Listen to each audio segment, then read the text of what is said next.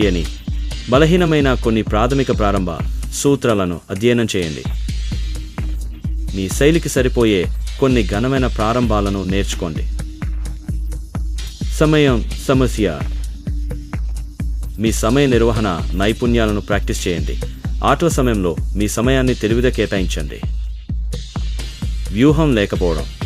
దీర్ఘకాలిక లక్ష్యాల గురించి ఆలోచించడం ప్రారంభించండి. ఈ స్థితిలో మీరు ఏమి సాధించడానికి ప్రయత్నిస్తున్నారు? మీరు దాడి చేయగల మీ ప్రత్యర్థి బలహీనతలు ఏమిటి? ఓడిపోతామనే భయాన్ని వదలండి. చెస్లో ప్రతి ఒక్కరూ ఓడిపోతారు. ప్రపంచంలోని ఉత్తమ ఆటగాళ్లు కూడా. మీ లోపాలను నేర్చుకోవడానికి మరియు మెరుగుపరచడానికి ఒక అవకాశంగా స్వీకరించండి. ప్రాక్టీస్ చేస్తూ ఉండండి. కాలక్రమేణా మీరు మెరుగవుతారు. దృష్టి కేంద్రీకరించండి మరియు ముందు